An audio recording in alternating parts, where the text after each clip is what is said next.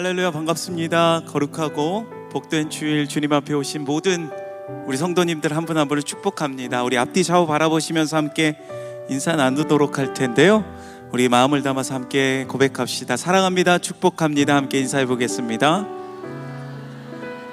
예, 사랑합니다, 축복합니다. 오늘도 주님께서 우리를 부르셨고 주님의 은혜 가운데 거하게 하신 그 놀라우신 우리 주님의 은혜와 사랑을 기억하며 우리가 기쁨으로 나아가는 이 시간 되길 소망합니다. 함께 우리 기쁨으로 주님을 높여드리며 함께 찬양하며 나아갑시다.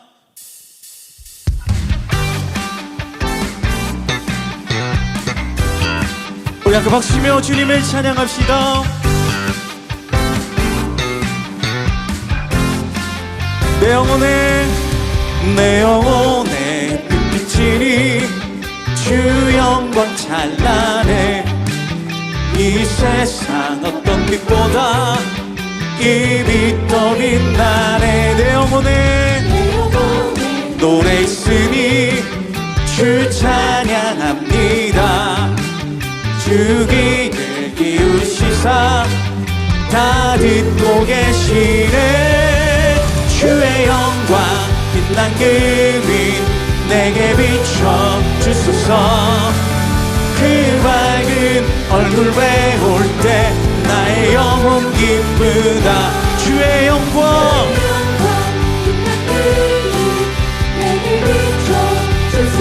그 밝은 얼굴 배울 때 나의 영혼 기쁘다.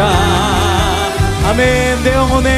내 영혼에 봄날 되어서 주 함께 가실 때 그 평화 내게 깃들고 주 은혜 꽃피네. 내 영혼에 보내기락이 있고 큰 소망 넘치네. 주 예수 복을 주시고 또 내려주시네. 주의 영광 빛난 그 빛 내게 비춰 주소서.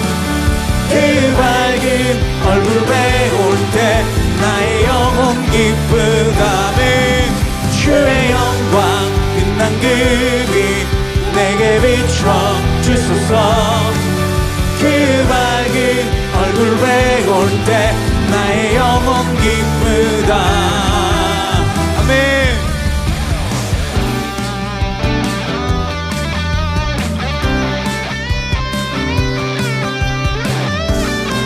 주님께서 주신 그 참된 기쁨이 우리 안에 넘치는 줄 믿습니다. 오늘도 살아계신 그 주님 바라보시면서 함께 우리가 믿음으로 고백하길 소망합니다.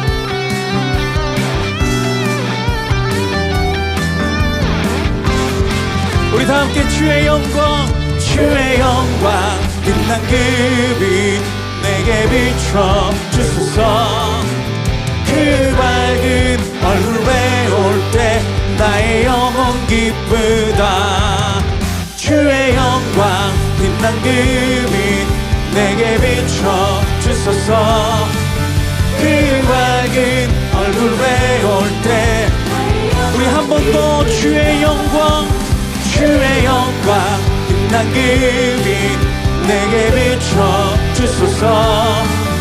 그 밝은 얼굴 배울 때 나의 영혼 기쁘다.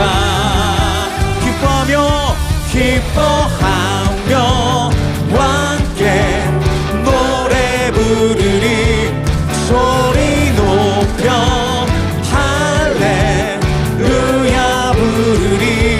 주님 앞에 나와 찬양 드리며 우리 주님과 함께 기뻐하리라.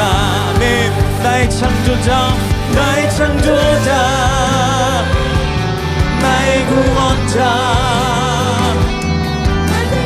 나의 예수님 찬양합니다.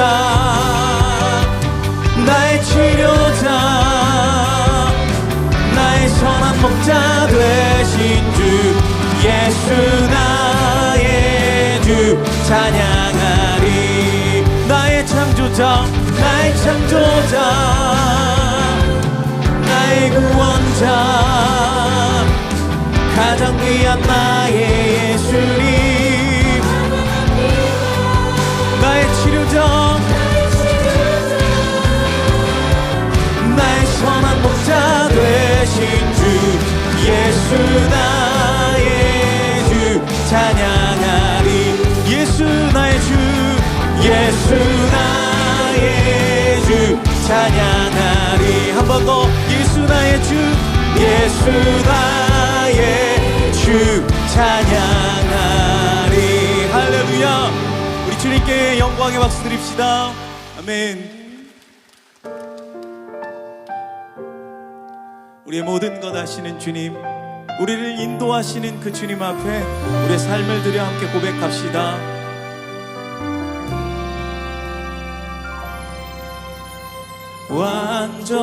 완전하신 나의 주, 의의 길로 날 인도하소서.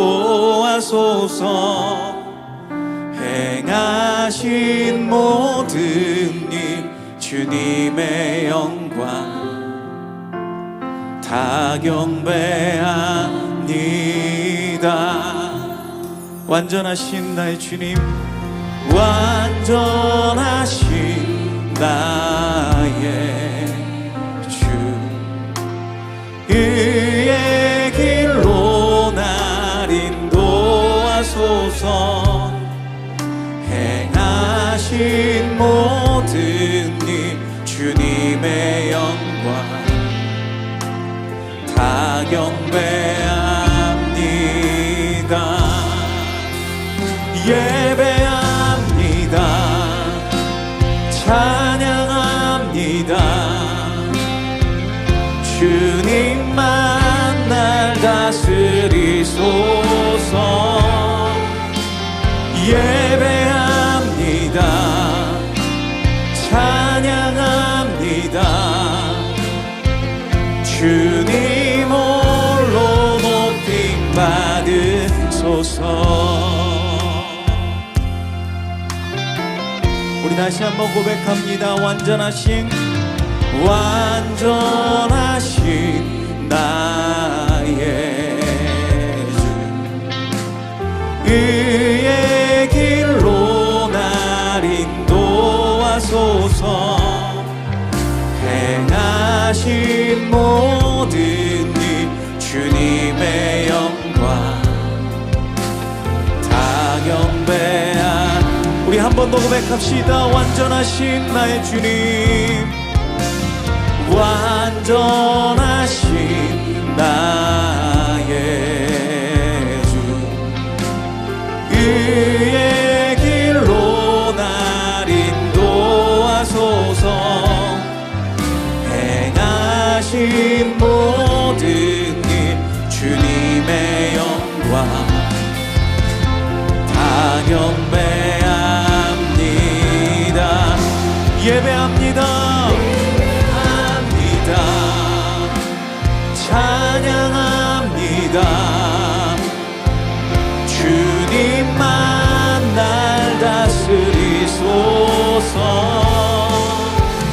예배합니다. 찬양합니다. 주님 홀로 높임 받으소서.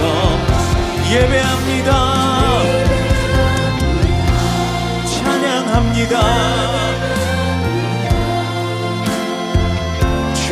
주님만 날 다스리소서. 예배합니다. 찬양합니다. 주님 홀로 높이. 우리 함께 두 손 들고 주님 앞에 고백합시다. 예배합니다. 주님을 찬양합니다. 주님만 날 다스리소서. 예배합니다. 찬양합니다. 주님 홀로 높이. 우리 전심으로 예배합니다.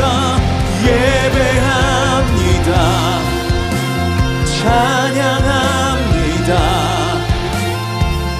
주님만 날 다스리소서. 예배합니다.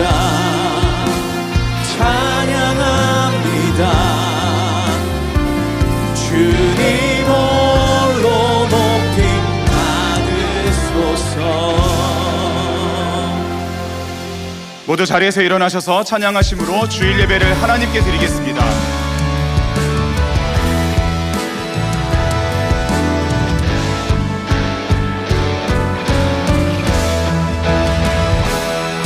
빛나는 왕의 왕, 영광의 주님, 온 땅 기뻐하라, 온 땅 기뻐하라. 삼위의 하나님, 아바 성령 예수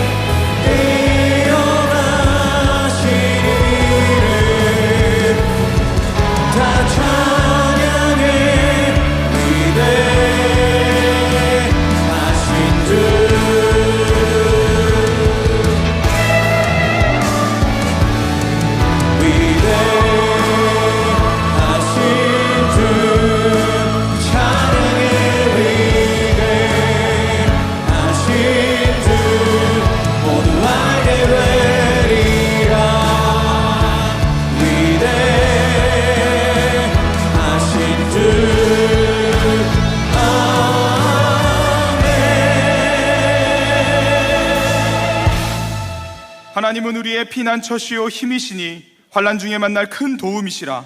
하나님이 성중에 계심에 성이 흔들리지 아니할 것이라. 그가 땅끝까지 전쟁을 쉬게 하시며 활을 꺾고 창을 끊으며 수레를 불사르시는도다. 너희는 가만히 있어 내가 하나님 됨을 알지어다. 내가 세계 중에서 높임을 받으리라.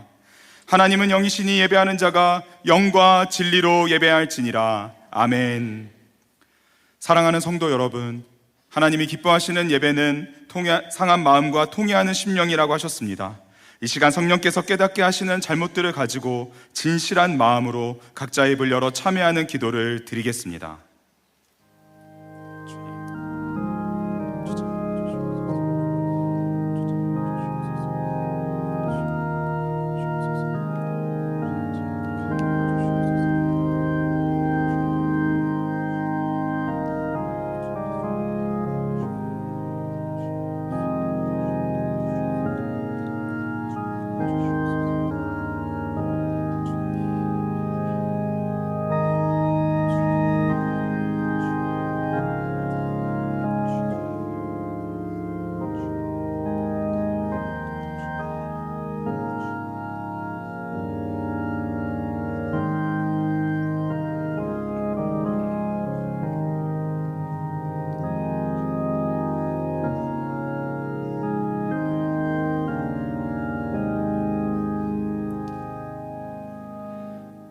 만일 우리가 우리 죄를 자백하면 그는 미쁘시고 의로우사 우리 죄를 사하시며 우리를 모든 불의에서 깨끗하게 하실 것이요. 사랑의 주님, 이 놀라운 용서의 은총을 허락하신 것을 감사합니다. 이제는 우리가 법 아래 있지 아니하고 은혜 아래 있기 때문에 더 이상 죄가 우리를 주관치 못하는 줄 믿습니다. 이 시간 우리를 다시 한번 성령으로 강건케 하시고 충만케 하여 주옵소서. 예수님의 이름으로 기도합니다. 아멘. 자리에 앉으셔서 함께 찬송하겠습니다.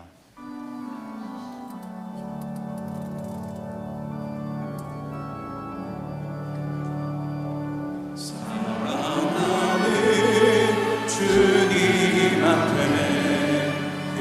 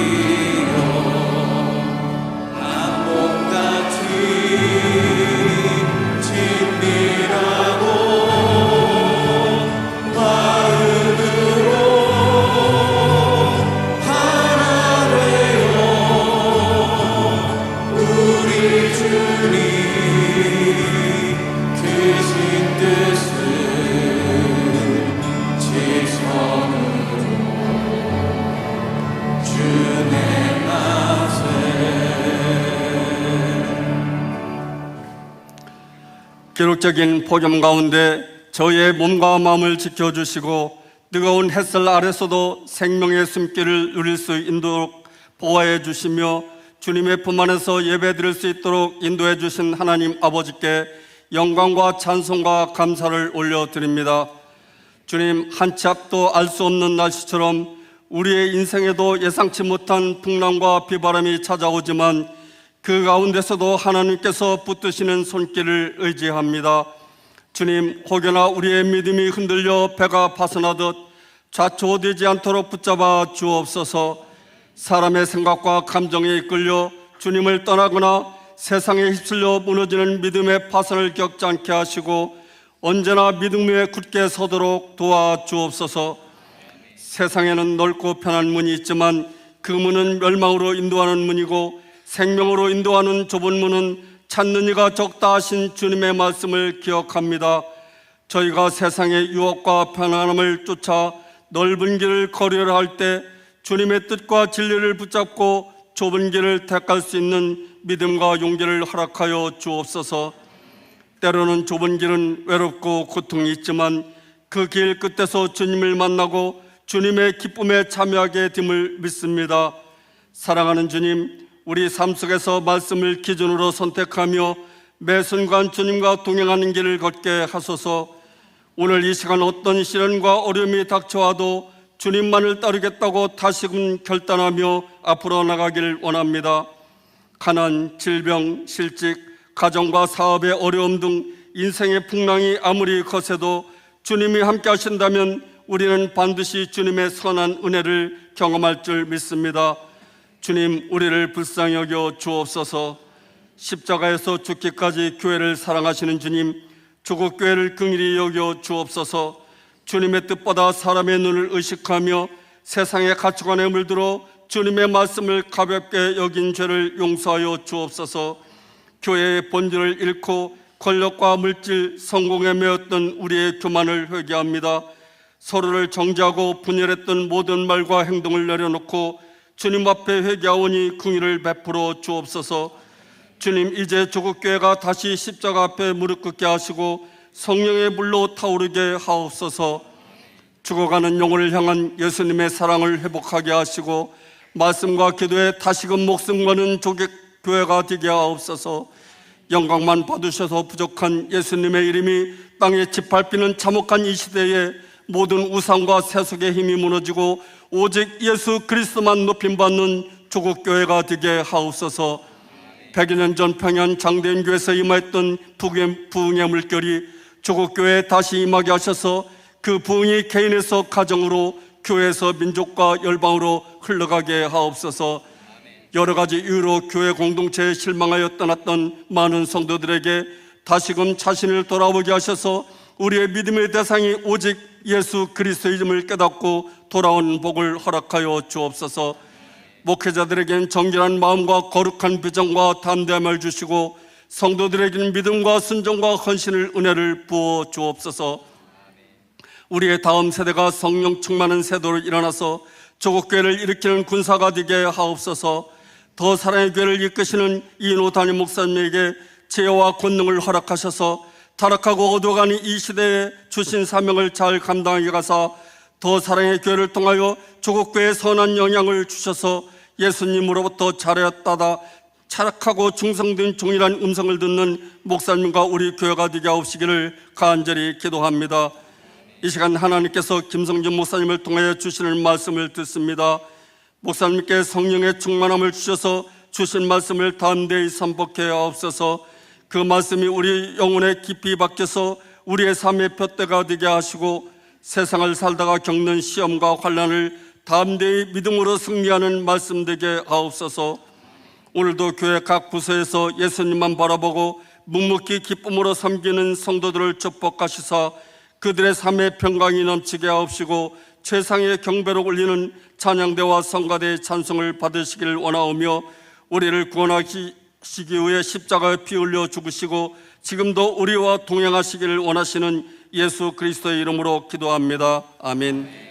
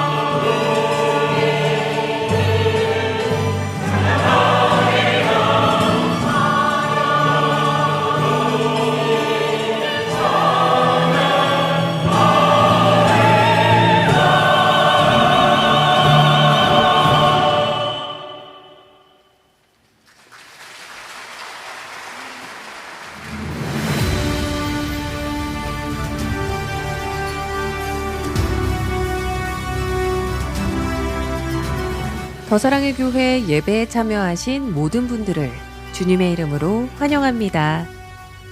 새로 오신 분은 예배가 끝난 직후 3층 새가족실에 오셔서 등록해 주시면 감사하겠습니다. 가등록 후 담당 교역자의 등록 신방을 받으시면 정식 등록교인이 됩니다. 오늘 새가족방 강의는 5과입니다. 8월 23일 본당에서 열린 순장 교사 수련회가 하나님의 은혜 가운데 잘 마쳤습니다. 700여 명의 순장과 교사들이 모여 이인호 목사님과 김명애 권사님의 강의를 통해 서로를 이해하고 하나됨을 경험하는 귀한 시간이었습니다. 이번 수련회를 통해 더욱 충성되이 섬기는 순장과 교사로 세워지길 소망합니다. 오늘 1부와 2부 예배는 장로회 신학대학교 기독교 교육학과 김성중 교수님께서, 3부와 4부 예배는 파이디온 선교회 대표 고종율 목사님께서 말씀을 전해주십니다. 2025 하반기 다락방과 시니어 연합다락방 모임이 8월 29일 금요일에 개강합니다. 2025 하반기 평신도 훈련 개강 예배 및 오리엔테이션이 오늘 각 장소에서 있습니다. 자세한 내용은 주보 광고 3번을 참고해 주시기 바랍니다. 우리 교구 수요 저녁 예배가 9월 3일 수요일 저녁 8시 각 팀별 정해진 장소에서 드려집니다. 성도님들의 많은 관심과 참여를 바랍니다. 하나님 나라 관점에서 읽는 90일 성경 통독이 내일부터 진행됩니다. 주보에 게시된 QR코드를 통해 신청해 주시기 바랍니다. 정경진 집사, 송기화 권사의 자녀 정혜은 자매의 결혼식이 8월 31일 오후 5시 미국 시애틀에서 있습니다. 통일선교부 여름사역 참가 모집, 아기학교 및 마더와이즈 모집 안내, 담임 목사 및 교역자 교우 동정은 주보를 참조해 주시기 바랍니다. 할렐루야. 주일 예배 오신 모든 성도님들을 기쁨으로 환영합니다. 이 시간 함께 예배드리는 소중한 분들과 앞뒤 좌우로 사랑합니다, 축복합니다 함께 인사 나누겠습니다. 주일 예배 처음 오신 분들을 기쁨으로 환영합니다. 등록을 하거나 안내를 받기 원하시는 분들은 예배 후에 3층 새가족 등록부실로 오시면 필요한 안내와 도움을 받으실 수 있습니다. 오늘 오후에 평신도 훈련 개강 예배 및 오리엔테이션이 각 훈련별로 정해진 장소와 시간에 드려집니다. 주보 이면에 있는 광고를 참고하셔서 훈련생분들은 모두 빠짐없이 참석해 주시기 바랍니다. 이번 주 수요 한마음 기도회에는 우리 교회 협력 선교사님이시고 캐나다 원주민 선교를 하고 계시는 이상열 선교사님께서 말씀을 전해 주십니다. 우리 교구 수요 저녁 예배가 9월 3일 수요일 저녁 8시에 각 교구별로 드려집니다. 하반기 사역을 위하여서 함께 모여 기도하는 자리에 우리 성도님들께서도 꼭 함께 해주시기 바랍니다. 오늘 우리에게 주시는 하나님의 말씀 함께 읽겠습니다.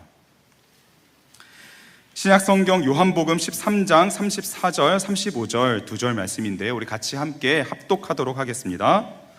새 계명을 너희에게 주노니 서로 사랑하라. 내가 너희를 사랑한 것 같이 너희도 서로 사랑하라. 너희가 서로 사랑하면 이로써 모든 사람이 너희가 내 제자인 줄 알리라. 아멘. 오늘은 장로회 신학대학교 기독교 교육학과에서 교수님으로 사역하시는 김성중 교수님께서 말씀을 전해 주실 텐데요, 우리 환영과 사랑의 마음을 가득 담아 큰 박수로 모시겠습니다.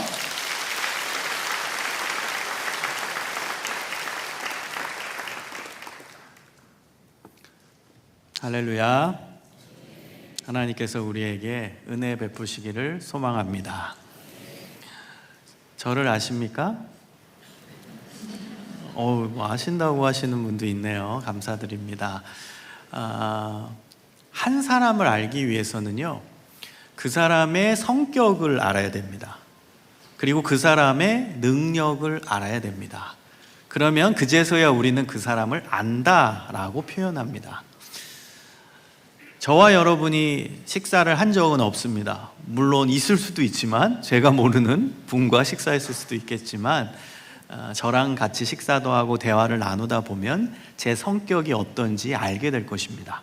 오늘 설교를 다 듣다 보면 김성중 목사의 성격은 아마 저럴 것이다, 유추가 가능할 것입니다. 그리고 여러분은 저에 대해서 조금은 아는 내용이 있습니다. 방금 전 목사님께서 장로회 신학대학교에서 교수로 사역하고 있습니다. 제 직업을 소개했습니다. 여러분, 직업은 능력을 대변해주는 하나의 내용이죠. 그래서 여러분은 저에 대해 조금은 알고 계시는 겁니다. 한 사람을 알기 위해서는 그 사람의 성격, 그 사람의 능력을 알아야 되는 것처럼 우리가 믿는 하나님을 알기 위해서도 하나님의 성격, 하나님의 능력을 알아야 된다는 것입니다. 여러분, 성경을 보면 하나님의 성격이 나와 있습니다. 그 대표적인 구절이 갈라디아서 5장 22절, 23절입니다. 우리가 많이 외워왔던 성령의 9가지 열매입니다.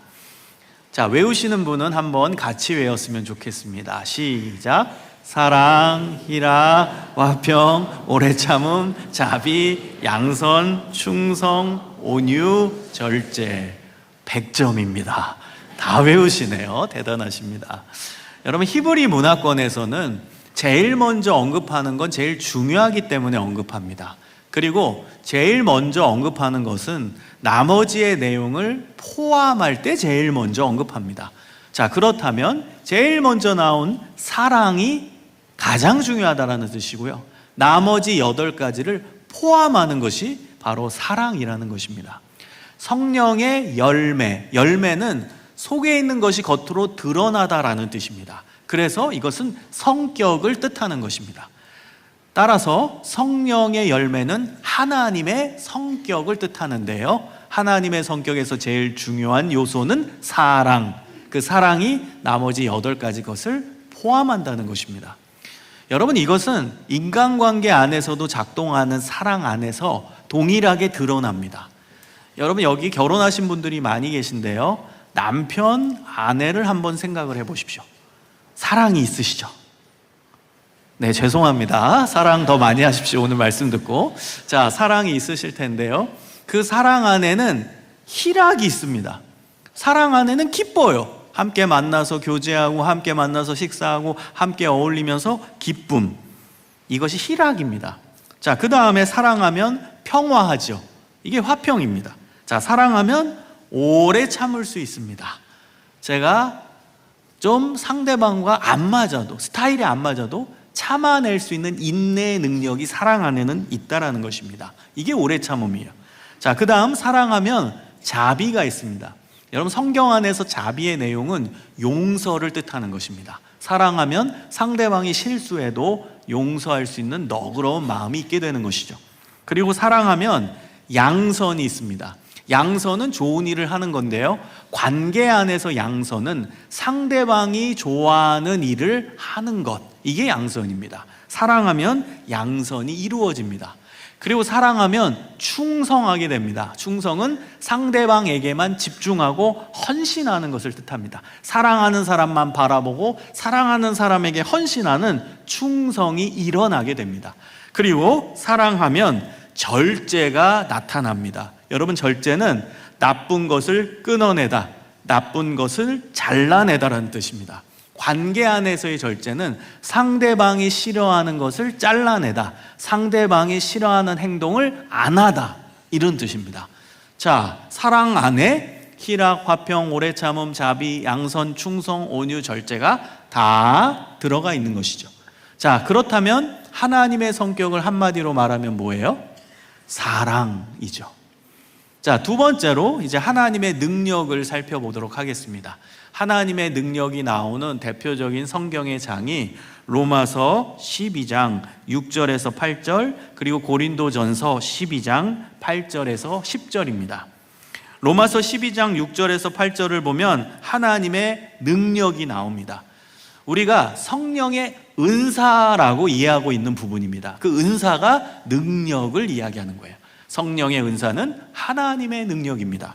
자, 로마서 12장 6절에서 8절에 나오는 하나님의 능력은 예언의 능력, 섬기는 능력, 가르치는 능력, 위로하는 능력, 구제하는 능력, 다스리는 능력. 이 다스리는 능력은 리더십입니다. 이것도 능력, 하나님의 능력이에요. 긍휼 베푸는 능력이 나옵니다. 자, 그리고 고린도전서 12장 8절에서 10절을 보면 지혜의 말씀 능력, 지식의 말씀 능력, 믿음의 능력, 병 고치는 능력, 능력 행함의 능력. 자, 이 능력은 학자들에 의하면 물리적인 힘으로 해석합니다. 능력 행함의 능력은 물리적인 힘, 이것도 하나님의 능력으로 나옵니다. 자, 그리고 예언의 능력, 영들 분별의 능력, 각종 방언의 말함의 능력, 방언 통역의 능력. 자, 이 능력들이 하나님의 능력으로 나오게 됩니다. 자, 그런데요, 고린도전서 12장 마지막 구절인 12장 31절에 가면 이런 구절이 나옵니다. 너희는 더욱 큰 은사를 사모하라. 무슨 뜻이에요? 너희는 더욱 큰 하나님의 능력을 사모해라. 더욱 큰 하나님의 능력이 있는데 그 능력을 받기를 기도하고 사모하라라는 거예요. 여러분, 제가 방금 전에 이야기한 방언의 능력, 방언 통역의 능력, 예언의 능력, 병 고치는 능력, 이 능력은 동일한 레벨의 능력인데 그 능력보다 더욱 큰 하나님의 능력이 있다라는 거예요. 그리고 나서 고린도전서 13장으로 넘어가게 됩니다. 여러분, 고린도전서 13장의 별명이 뭐죠? 사랑장입니다. 자, 그렇다면 하나님의 능력 중에 제일 큰 능력이 뭐라는 거죠? 사랑이라는 거예요. 하나님의 성격도 사랑, 하나님의 능력도 사랑. 그래서 요한일서 4장 8절에 의하면 하나님은 사랑이시라. 할렐루야. 우리가 믿는 하나님이 사랑이십니다. 사랑 그 자체, 사랑의 본체, 사랑의 원천, 사랑 그 자체라는 거예요. 너무나도 중요하죠. 우리가 믿는 하나님을 우리가 알아야 되는데 그 하나님은 사랑의 원천, 사랑 그 자체이신 분입니다. 여러분, 우리 문화권, 우리 말에서는 사랑이라는 단어가 하나밖에 없지만 헬라 문화권에서는 사랑이라는 단어가 4가지 정도 쓰여집니다. 관계에 따라서 사랑이라는 용어를 다르게 사용하거든요. 첫 번째는 남자와 여자 사이에 작동하는 이성 간의 사랑, 그 사랑을 뜻할 때 쓰는 헬라어 단어는 에로스입니다. 자, 두 번째는 남자와 남자, 여자 사이에 작동하는 우정적 사랑을 뜻할 때 필리아라는 단어를 씁니다. 자, 세 번째는 부모님이 자녀를 사랑할 때 그 관계에서 작동하는 사랑을 뜻할 때 쓰는 용어는 스토르게라는 단어입니다. 자, 마지막, 하나님이 인간을 사랑하는, 하나님과 인간 사이에 하나님이 내려주시는 사랑, 그 사랑을 뭐라고 표현하죠? 아가페입니다. 여러분, 1, 2, 3번의 사랑과 마지막 4번의 사랑의 차이가 뭘까요? 결정적 차이는 조건이 있냐 조건이 없냐의 차이입니다. 남자 여자 사이에 작동하는 이성 간의 사랑은 조건일까요, 아닐까요? 조건입니다. 여러분, 지금 아내 남편과 함께 앉아 계시는 분들이 많은데요, 왜 만나셨습니까? 왜 사랑하셨습니까? 후회하지 않으시죠? 왜 사랑하셨습니까? 조건이 맞았기 때문입니다. 외모가 마음에 들었든지, 성격이 마음에 들었든지, 집안 배경이 마음에 들었든지, 뭐 돈이 많았든지, 뭔가 내 마음에 맞는 조건이 있어서 사랑이 싹튼 거고 교제하다가 결혼하신 겁니다. 조건이에요. 남자 여자 사이에 작동하는 우정적 사랑인 필리아는 조건일까요, 아닐까요? 조건입니다. 여러분, 친한 친구를 생각해 보십시오. 왜 친구가 됐을까요? 맞는 구석이 있기 때문에 친구가 된 거예요. 취미가 비슷하다라든지, 먹는 음식이 비슷하다라든지, 영화 보고 싶은데 비슷한 류의 영화를 좋아한다라든지, 맞는 구석이 있기 때문에 친구가 된 겁니다. 조건이죠. 자, 세 번째, 부모님이 자녀를 사랑하는 사랑은 조건일까요, 아닐까요? 헷갈리시죠? 여러분, 엄청난 조건입니다. 내 딸, 내 아들, 내 뱃속에서 나왔으니까, 내 핏줄, 여러분, 이게 엄청난 조건인 거예요. 그래서 부모와 자녀 사이에 작동하는 그 사랑도 조건입니다. 자, 그런데 마지막 네 번째, 하나님이 인간을 사랑한 이 아가페 사랑은 조건이 없습니다. 여러분, 여기서부터 이제 우리의 믿음의 시선을 높여야 됩니다. 오늘 복음이 무엇인지 정확히 여러분 아시기 바랍니다. 복음의 정수가 담겨져 있는 성경 구절이 바로 로마서 5장 8절입니다. 하나님의 아가페 사랑이 무엇인지를 정확하게 보여주고 있는 구절이 로마서 5장 8절입니다. 저는 여러분이 이 구절을 암기하셨으면 좋겠습니다. 자, 함께 로마서 5장 8절 화면에 나오는데 같이 읽어보겠습니다. 시작. 우리가 아직 죄인 되었을 때 그리스도께서 우리를 위하여 죽으심으로 하나님께서 우리에 대한 자기의 사랑을 확증하셨느니라. 아멘.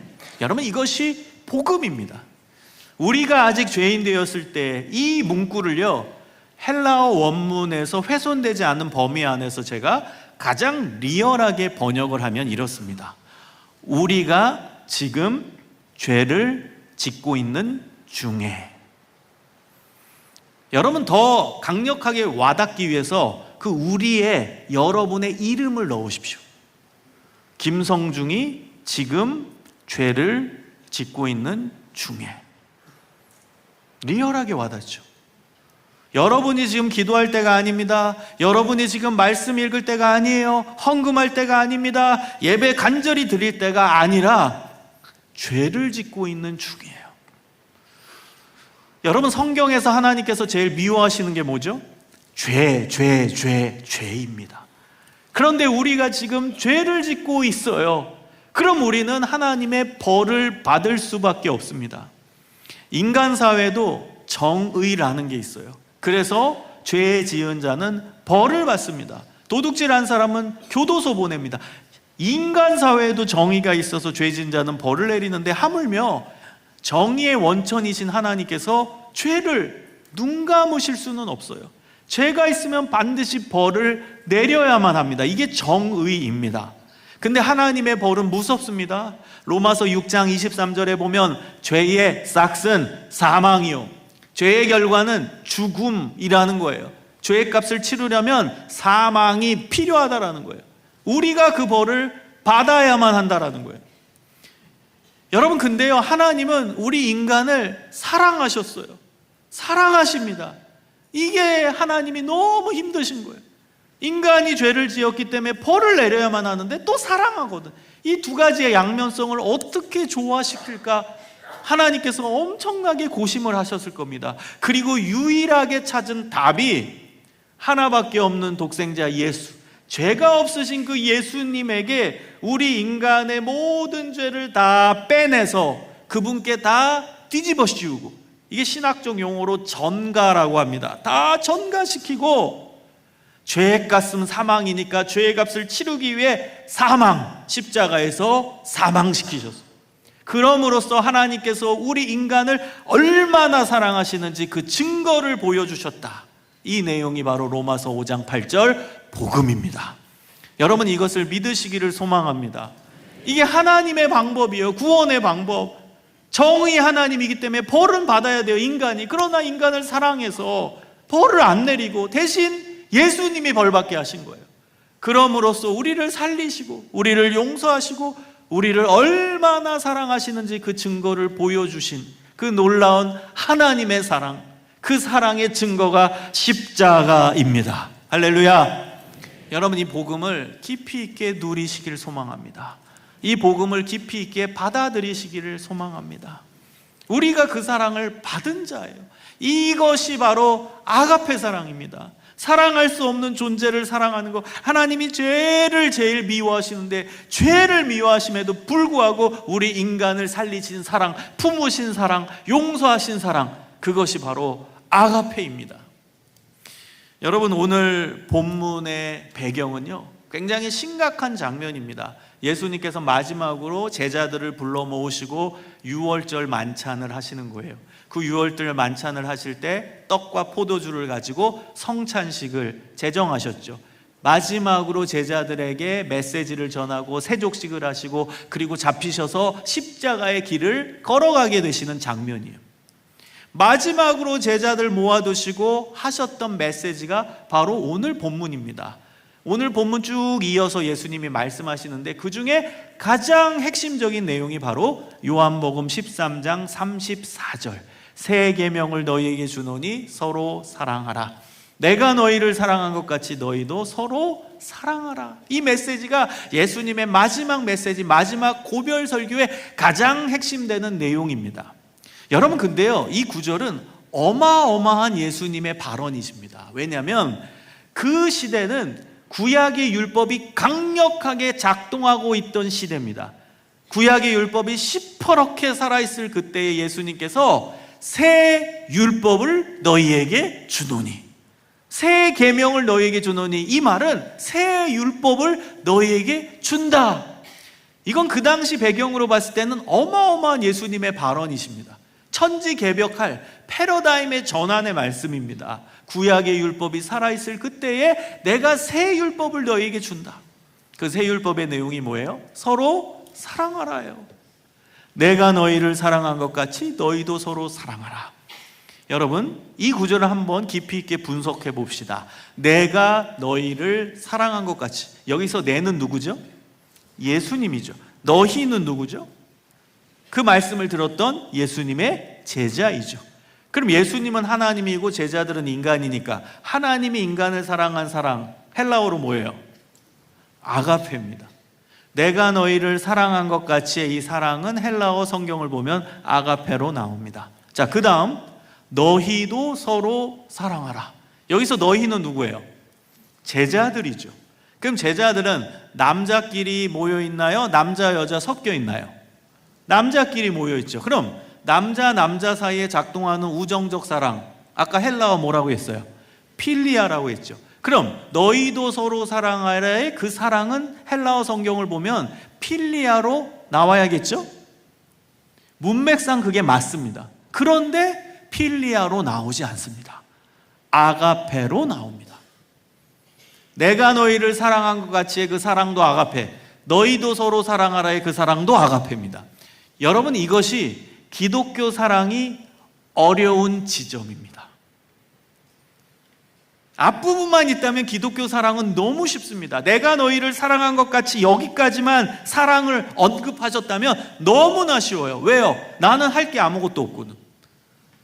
내가 심지어 죄를 짓고 있는 중에도 예수님은 나를 용서하시고 품으시고 끝까지 사랑하신대요. 그게 하나님의 사랑이래요. 나는 잘할 게 아무것도 없어요. 가만히 있어도 하나님 나 사랑하신다는 뜻이에요. 얼마나 쉽습니까?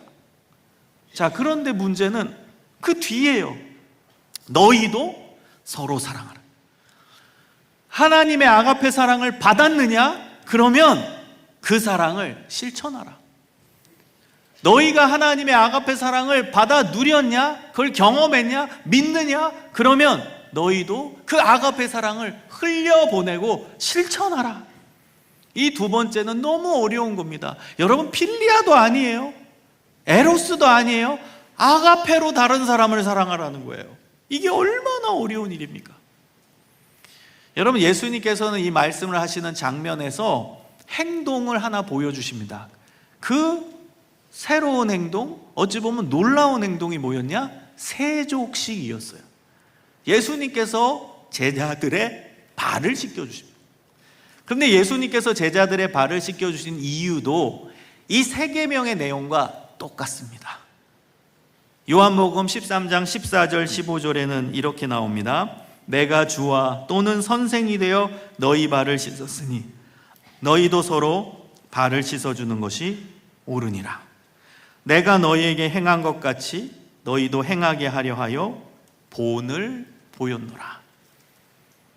예수님께서 제자들의 발을 씻겨주신 이유가 뭐예요? 내가 너희들의 발을 씻어준 것 같이 너희도 서로 발을 씻어줘라.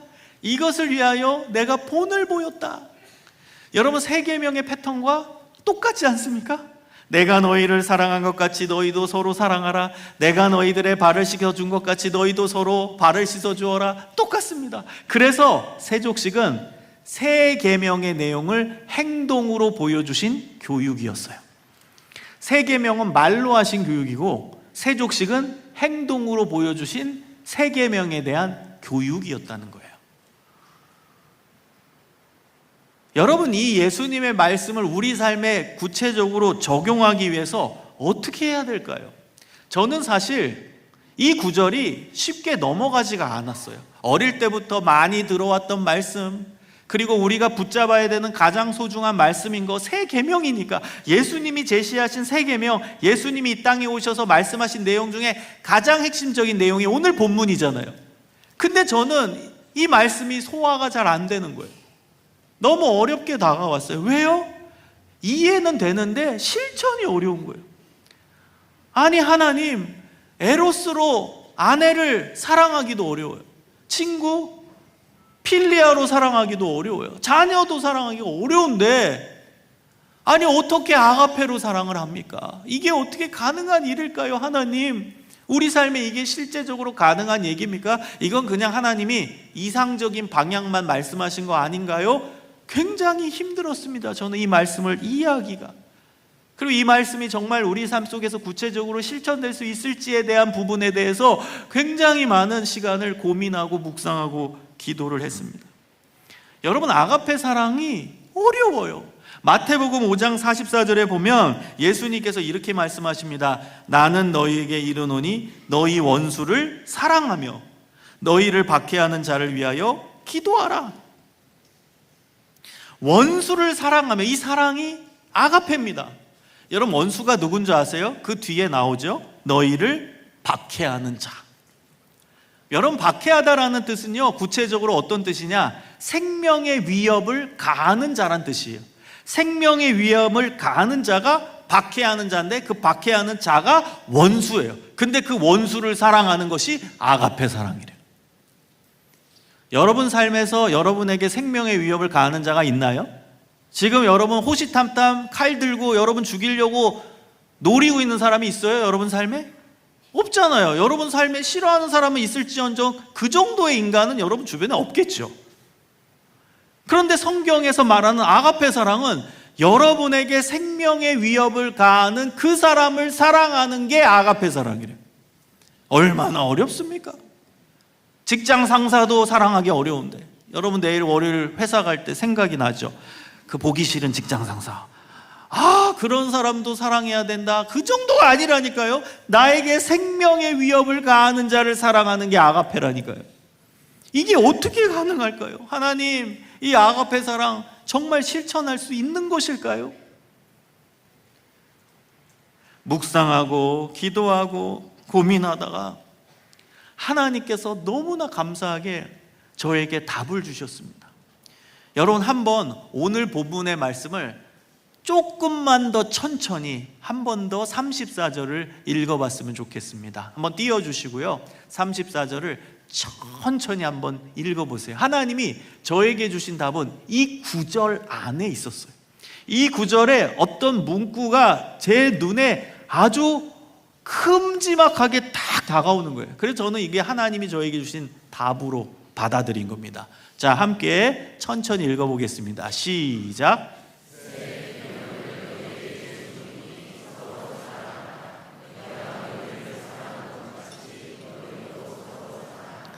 아멘. 이 구절 속에서 눈에 제가 크게 다가왔던 구문이 뭐였냐? 내가 너희를 사랑한 것 같이. 여기까지였어요. 이게 하나님이 저에게 주신 답이에요. 아가페 사랑을 실천할 수 있는 유일한 답으로 하나님이 저에게 깨닫게 하셨어요. 여러분, 하나님의 아가페 사랑을 지금 받아 누려야 된다는 거예요. 내가 너희를 사랑한 것 같이가 지금 내 삶에, 내 현존에 강력하게 작동해야 지금 나는 다른 사람을 아가페 사랑으로 사랑할 수 있는 겁니다. 아가페 사랑은요, 여러분 쥐어짜는 사랑이 아니에요. 내 의지 가지고 쥐어짜는 사랑이 아닙니다. 여러분, 만약에 내일 회사에서 정말 보기 싫은 사람이 있을 수 있죠? 그 사람 만나기 전에 의지 갖고 한번 결단해 보십시오. 내가 사랑해야지, 사랑해야지, 사랑해야지, 절대로 화내지 말지, 사랑해야지, 사랑해야지. 그 사람 얼굴만 보십시오. 얼굴 보는 순간 바로 또 올라옵니다. 사랑은커녕. 여러분, 아가페 사랑은 쥐어짜는 게 아닙니다. 의지 갖고 되지 않습니다. 그 아가페 사랑은요, 하나님의 사랑이 내 안에 강력하게 역사할 때 그 사랑이 흘러 넘쳐서 자연스럽게 실천이 되어지고 자연스럽게 그 사람 마음에 흘러가게 되는 겁니다. 여러분, 비유로 들면 여기 컵이 있죠. 여기 물이 담겨 있습니다. 이 물에 이 물잔에 물을 계속 따라 보십시오. 그러면 물잔에 물이 넘칩니다. 넘쳐서 흘러가게 됩니다. 이게 아가페입니다. 여러분, 물이 조금 있는데 그거 옆 사람한테 나눠줘야지 얼마나 힘든데요. 그게 그거 아까워가지고 못 나눠줍니다. 힘듭니다. 내 것도 없는데. 근데 물이 쭉 컵에 채워지고 계속 채워져서 결국 흘러 넘칠 때 옆 사람에게 흘러가게 되는 거예요.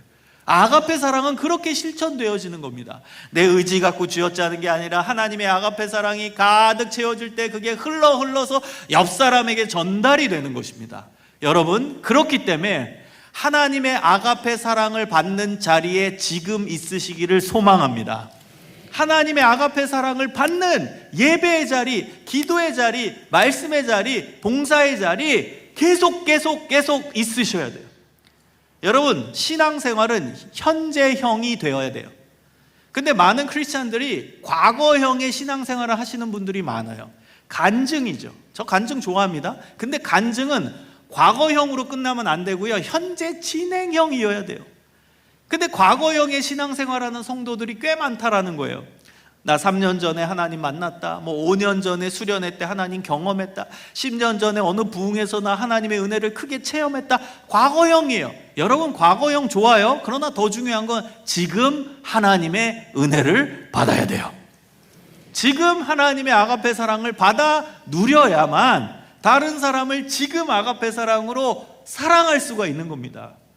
여러분, 예수님께서 내 발을 씻어주시는 경험을 언제 했습니까? 3년 전에 했어요? 5년 전에 하셨습니까? 언제 하셨습니까? 그 과거의 기억 가지고는 지금 다른 사람의 발을 제대로 씻어줄 수 없습니다. 10년 전에 예수님이 내 발을 씻어주셨다. 여러분, 그 과거의 경험 갖고 지금 현재 다른 사람의 발을 제대로 씻어줄 수 있을까요?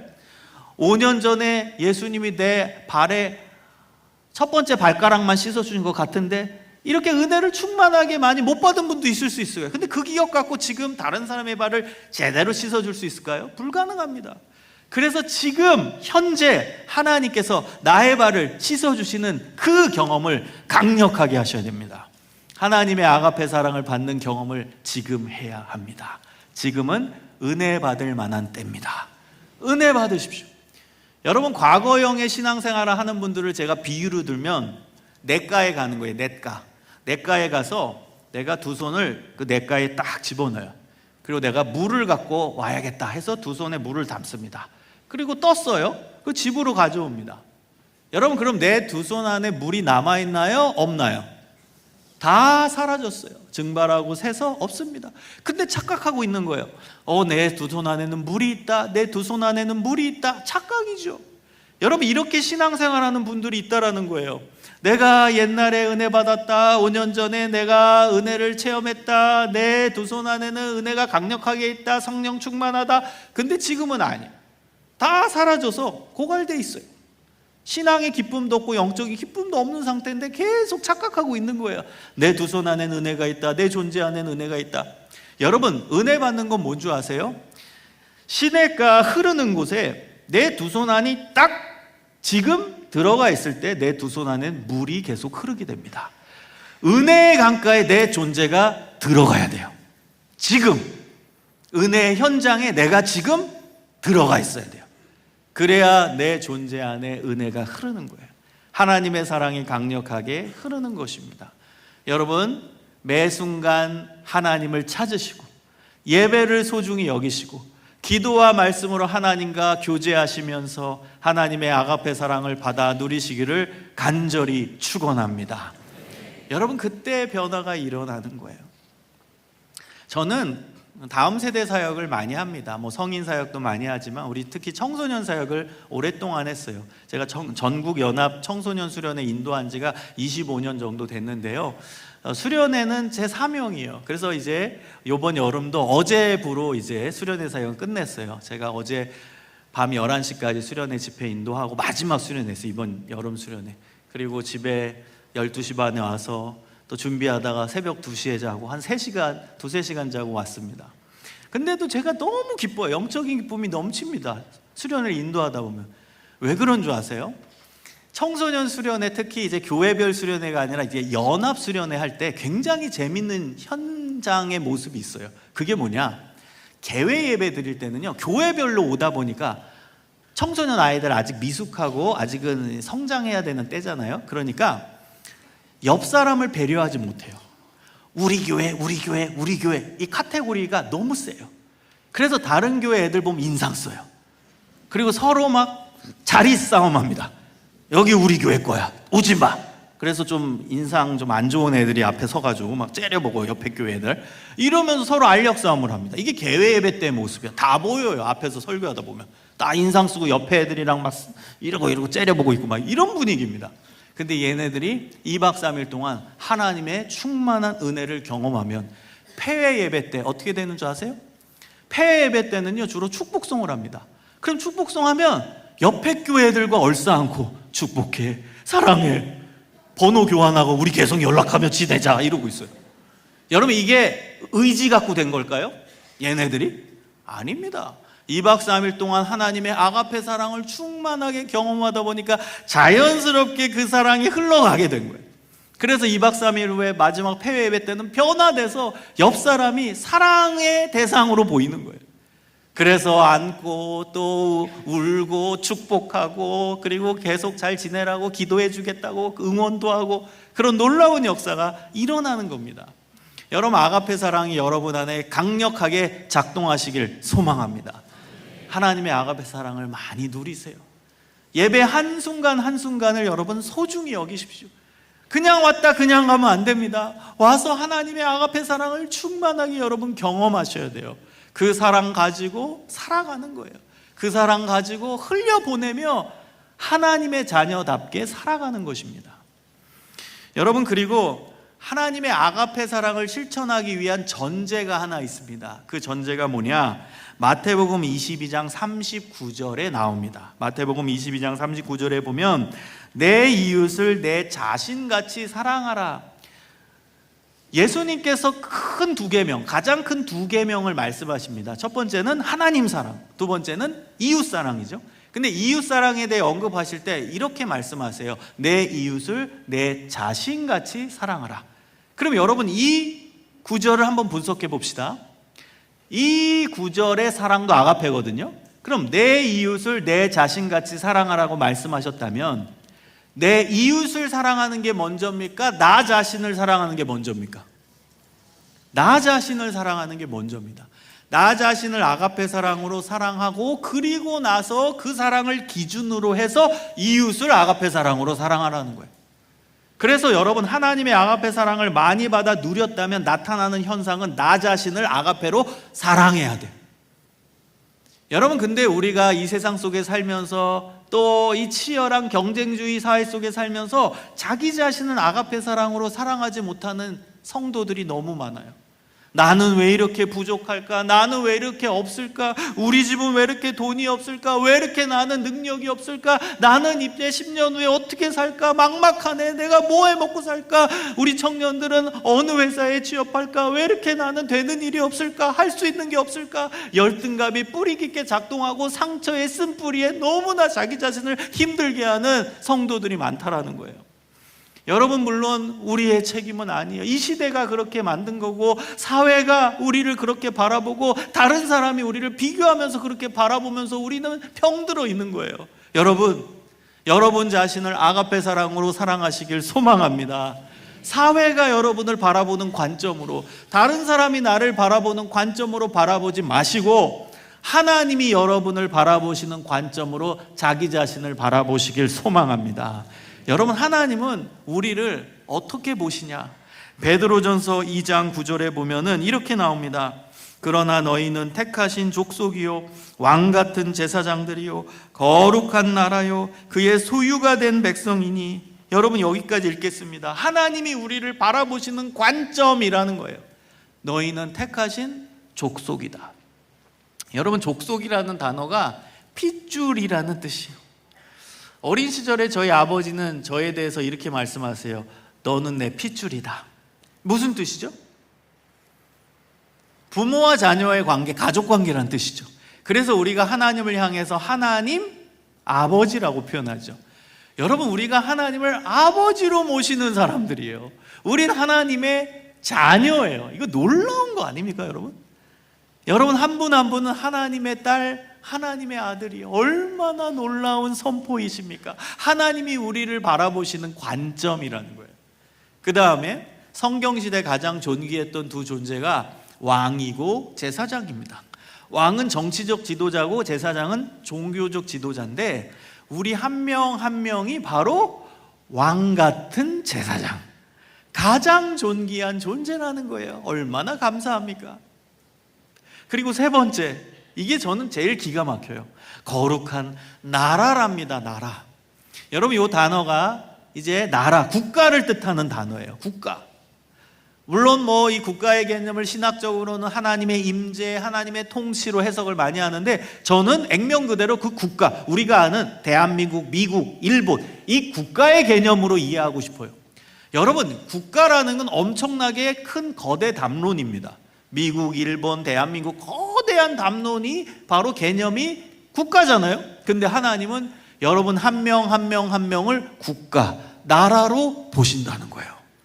신나지 않아요? 이 나라, 장나라, 오나라, 최나라, 여러분 한 명 한 명이 나라랍니다. 나라. 나같이 작은 존재가 하나님이 보시기엔 국가, 나라로 봐주신다. 얼마나 기가 막힙니까? 얼마나 감사한 일입니까? 그리고 우리는 하나님의 소유가 된 백성이래요. 여러분, 이것을 그림으로 표현하면, 머릿속으로 여러분 한번 그려보세요.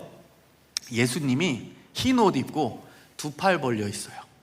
그리고 우리는 예수님께 막 뛰어가요. 그리고 예수님 품 안에 꼭 안기는 거예요. 그럼 예수님이 두 팔을 우리 쪽을 향해서 안아주시는, 이게 바로 하나님의 소유가 된 백성이라는 뜻. 이걸 제가 그림으로 표현한 거예요. 우리는 하나님의 그 사랑의 품 안에 있는 존재라는 거예요. 너희는 택하신 족속이요, 왕 같은 제사장이요, 거룩한 나라요, 그의 소유가 된 백성이다. 하나님이 나를 바라보시는 관점으로 나 자신을 사랑하고 나 자신을 용서하고 품을 수 있는 아가페 사랑의 사람들이 되시기를 소망합니다. 그 사람만이 다른 사람을 아가페 사랑으로 사랑할 수 있어요. 그리고 이 아가페 사랑은요, 가장 가까운 사람부터 적용하는 겁니다. 가장 가까운 사람. 여러분, 오늘 본문 요한복음 13장 34절에 보면, 내가 너희를 사랑한 것 같이 너희도 서로 사랑하라, 이 말씀을 들었던 1차적 대상은 예수님의 제자입니다. 그래서 여기서 너희도는 예수님의 제자를 의미합니다. 그래서 예수님이 사랑하라고 하신 그 대상은 제자끼리예요. 1차적으로 너희도 서로 사랑하라, 제자들끼리 서로 사랑하라, 이거예요. 여러분, 그래서 아가페 사랑은요, 가까운 사람부터 시작이에요. 예수 믿는 가족들, 예수 믿는 우리 더 사랑의 교회 식구들부터 적용이 되는 거예요. 여기서 사랑이 흘러 동심원 구조로 넓혀져서 맨 마지막에는 마태복음 5장 44절에 나온 원수까지 사랑하는 거예요. 한 방의 원수는 안 돼요. 여러분, 가까운 사람부터 사랑하는 거예요. 우리 교회 식구들부터 사랑하는 겁니다. 여러분, 우리 교회 식구들은요, 식구, 밥 같이 먹는 사람이죠. 식구를 다른 말로 하면 가족이죠. 가족입니다. 근데 이것은 제 말이 아니고요, 예수님이 말씀하신 겁니다.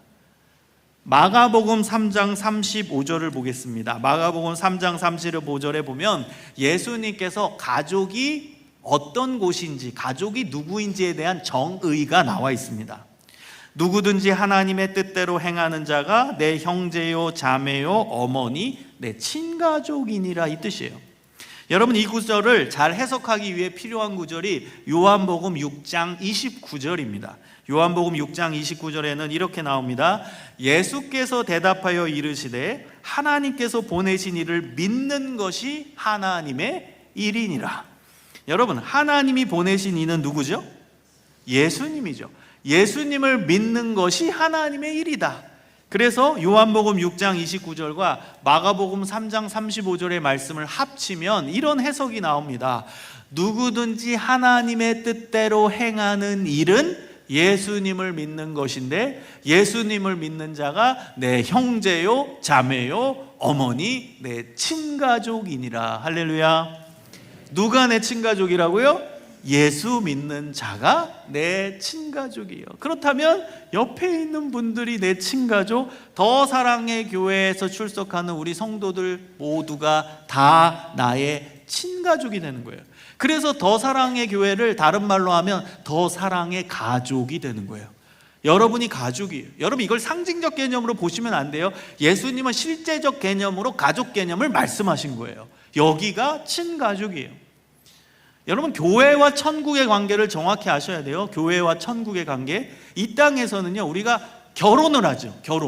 결혼을 해서 카테고리가 되는 거예요. 김집사님 가정, 오곤사님 가정, 최목사님 가정 카테고리가 돼요. 결혼을 하다 보니까. 그런데요 천국에 가잖아요. 그럼 혈연의 카테고리가 다 풀립니다. 그래서 예수님 중심으로 모두가 한 가족이 되는 사회가 천국이에요. 한 가족이에요. 천국은 모두가 한 가족이 돼요. 그래서 예수님도 이런 말씀을 하십니다. 천국에는 시집도 가지 않고 장가도 가지 않고 하늘의 천사와 같으니라.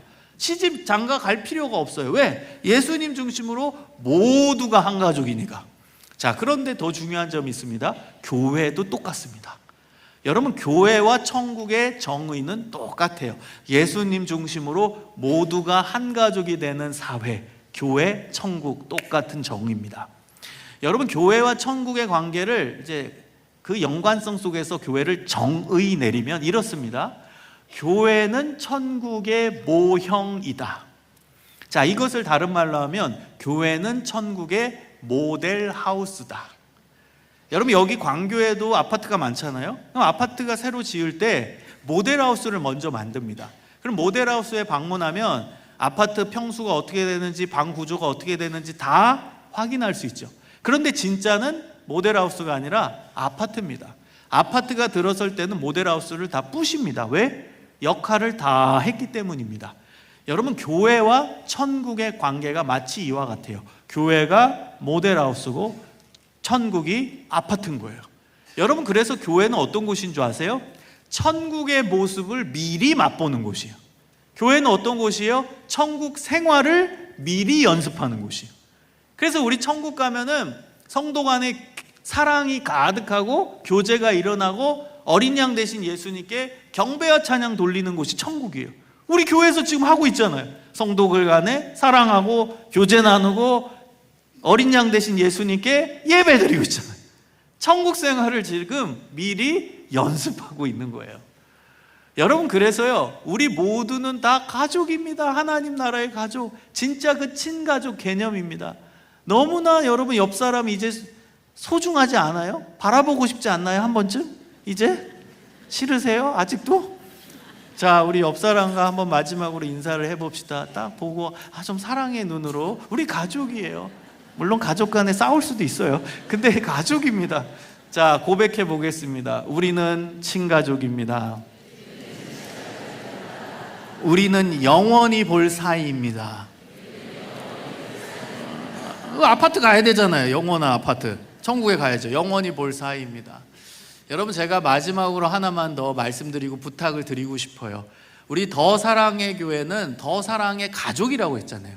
이 가족 안에 우리 아이들이 있는 겁니다. 여러분 교회 학교 아이들을 그렇게 생각하셔야 돼요. 더 사랑의 가족, 대가족 안에 우리 교회 학교 아이들, 우리 자녀들이 있는 거예요. 그래서 우리 아이들 입장에는 여기 형, 언니, 오빠가 있는 거예요. 청년부. 그 다음에 이모, 삼촌도 있고 작은아버지, 작은어머니, 아버지, 어머니, 큰아버지, 큰어머니, 할아버지, 할머니, 증조할아버지, 증조할머니도 여기 있는 거예요. 가족이니까. 이게 대가족이에요. 하나님 나라의 대가족이에요. 자, 그렇다면 교회 학교 아이들을 책임질 존재는 교회 학교 선생님들 뿐입니까? 아니면 우리 어른 세대 전체 책임입니까? 이해하셨죠? 교회 학교 선생님은요 스페셜하게 교회 학교 아이들, 우리 가족 안에 있는 아이들에게 하나님의 말씀을 가르치는 역할을 하는 거예요. 그러나 이 아이들 전체를 책임질 존재는 우리 어른 세대 전체에 해당되는 겁니다. 왜? 가족이니까. 그래서 우리 더 사랑의 교회에서 자라나는 우리 아이들 더 사랑해 주세요. 더 품어주세요. 더 배려해 주세요. 여러분 우리 일반 가정 안에서 제일 신경 쓰는 존재 누구예요? 자녀잖아요. 가정 경제에서 제일 많이 돈 누가 써요? 애들이 다 쓰잖아요. 저도 애가 다 써요. 다 써요. 교육비로 다 나가잖아요. 여러분, 교회가 가족이라면 가장 먼저 예산에 대한 부분도 얘네들한테 집중이 될 수 있어야죠. 투자도 하고 배려도 하고 더 얘네들 케어하고 어떻게 하면 얘네들이 더 하나님 기뻐하시는 인물들로 클 수 있을까 고심하고 그 다음에 생각하고 필요한 거 채워주고. 그래서 우리 아이들이 행복한 교회, 아이들이 엄마 아빠를 데려오는 교회, 하나님이 제일 기뻐하시는 더 사랑의 교회 되시기를 소망합니다. 그럴 때 요한복음 13장 35절의 역사가 일어나는 거예요. 주변 사람들이 여러분 보고 와, 더 사랑의 교회 성도들이 진짜 예수님의 제자구나. 저 사람들은 뭐 저렇게 행복하기에 예배드리고 나오면 미소가 끊이지 않을까? 어떻게 저렇게 행복하게 나올까? 나도 저 교회 한번 가봐야지. 가서 그 사랑 좀 경험해보고 싶다. 그 행복 좀 경험해보고 싶다. 저 사람들이 예수의 제자니까 나도 한번 교회 가서 예수님이 누군지를 한번 알아보고 배우고 믿고 싶다. 여러분이 주변 사람들로부터 예수님의 제자란 칭호를 받게 될 것입니다. 사랑하는 귀한 여러분, 더 사랑합시다. 하나님의 아가페 사랑을 많이 받아 누리시기를 소망합니다. 이 성전이 하나님의 아가페 사랑을 받아 누리는 가장 귀한 하나님의 예배당 되시기를 소망합니다. 이곳에서 기도하시고, 이곳에서 말씀 읽고, 이곳에서 묵상하고, 이곳에서 눈물로 하나님 찾고, 이곳에서 예배드리면서 하나님의 무한한 아가페 사랑을 받아 누리십시오. 그리고 그 사랑 흘러 넘쳐서 하나님 기뻐하시는 아가페 사랑을 실천하는 진정한 예수 그리스도의 제자들로 세워지시기를 주님의 이름으로 축복합니다. 기도하겠습니다. 하나님 감사합니다. 저희들에게 말씀을 주심에 감사합니다. 하나님의 아가페 사랑을 많이 받아 누리게 하여 주시옵소서. 그 사랑이 흘러 넘치게 하여 주시옵소서. 하나님을 언제나 매 순간 찾는 저희들의 신앙이 되게 하여 주시옵소서. 그 사랑 흘려보내기를 소망합니다. 내 주변 사람들 사랑하게 하여 주시고, 교회 식구들 사랑하게 하여 주시고, 가족을 사랑하게 하시고, 심지어 나를 싫어하는 그 원수도 품고 사랑할 수 있는 진정한 아가페의 사람들 되게 하여 주시옵소서. 저희들은 힘이 부족합니다. 저희들의 의지 갖고는 할 수 없사오니 성령 하나님께서 우리 가운데 강력하게 역사하여 주시고, 그 사랑 심어주셔서 그 사랑 가지고 살아가게 하여 주시옵소서. 감사하오며 구주 예수 그리스도의 이름으로 기도합니다. 아멘.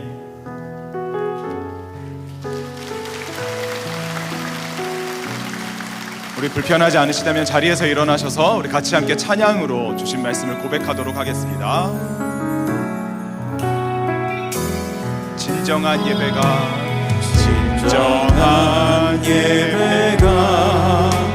숨쉬는 교회, 주님이 주인 되시는 교회, 믿음의 기도가 쌓이는 교회, 최고의 찬양을 드리는 교회, 말씀이 살아 움직이는 교회, 성도의 사랑이 넘치는 교회, 성립과 헌신이 기쁨이 되어 열매 맺는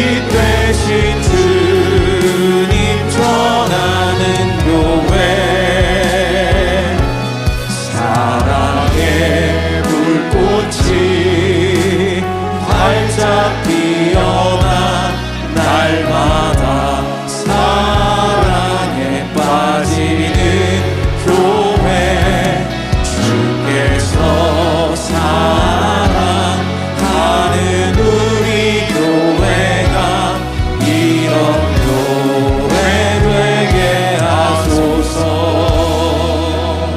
아멘. 우리 주신 말씀 붙들고 찬양의 고백을 담아 다음 기도 제목으로 함께 기도할 텐데요. 우리 함께 기도 제목을 함께 읽겠습니다. 하나님과 매 순간 동행하며 하나님의 아가페 사랑 안에 살게 하소서. 아멘. 나 자신을 하나님의 아가페 사랑으로 품고 사랑하며 살아가게 하소서. 아멘. 하나님의 아가페 사랑이 가득한 교회 되게 하시고 이 사랑을 전달하는 예수님의 진정한 제자 공동체 되게 하소서. 아멘. 주신 말씀 붙들고 기도 제목을 함께 기도하겠습니다. 하나님 아버지 감사합니다.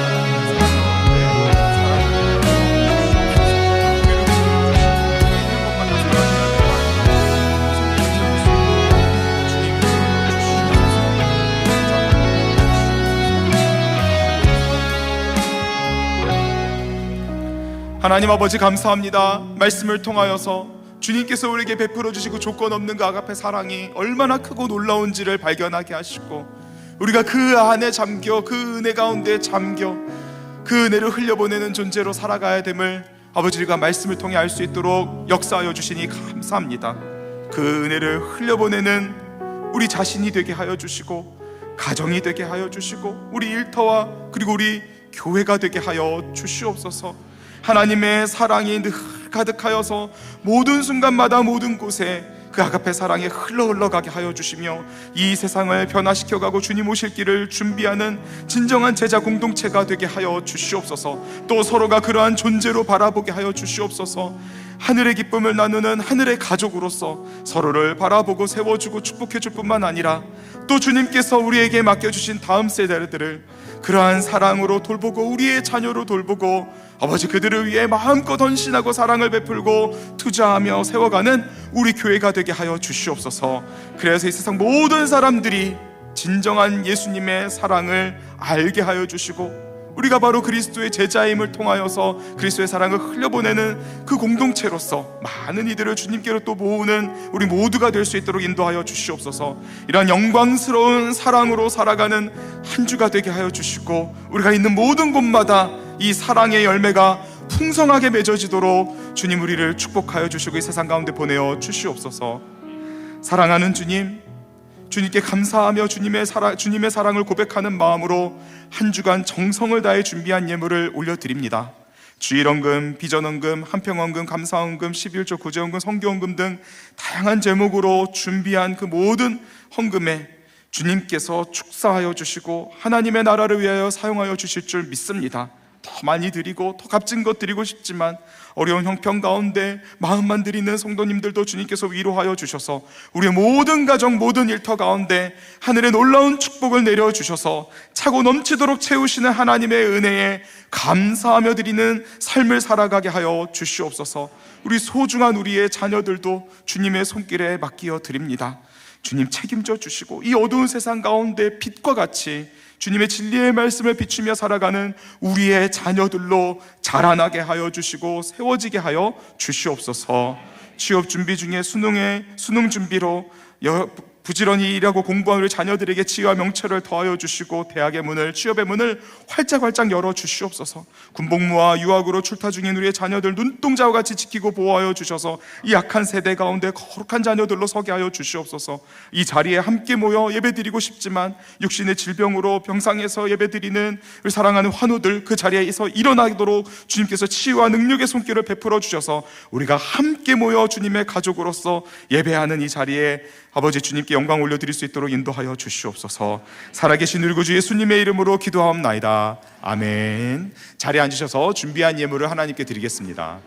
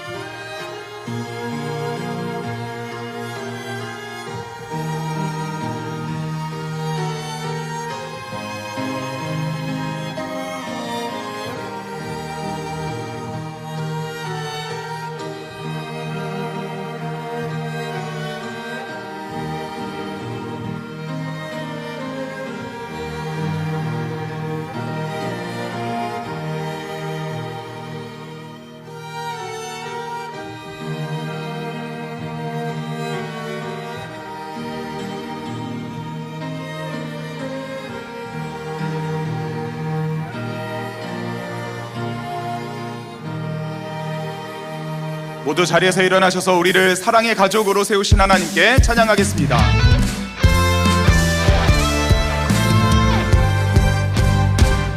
그가 주의 자비를 따라 한없는 은혜 증량할까.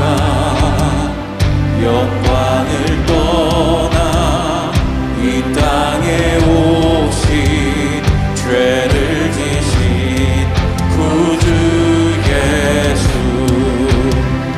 주의 십자가 내게 말하네. 영원히 난 용납됐네. 아름다우신 왕 나는 주의 것 그리스도 나의 산소만. 할렐루야 주를 찬양하여라. 할렐루야 자유케 하셨도다. 죄의 저주 끊으신 주께 구원있도다. 주 예수 나의 산소만. 할렐루야 주를 찬양하여라. 할렐루야 자유케 하셨도다. 죄의 저주 끊으신 주께 구원있도다. 주 예수 나의 산소만. 그리스도 나의 산소만.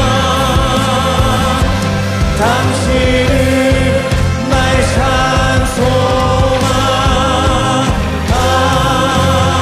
아멘.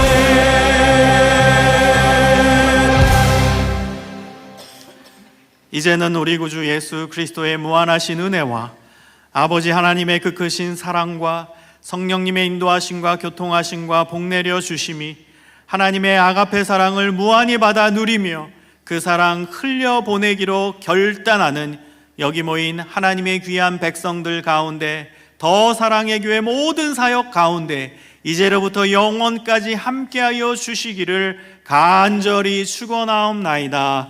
아멘.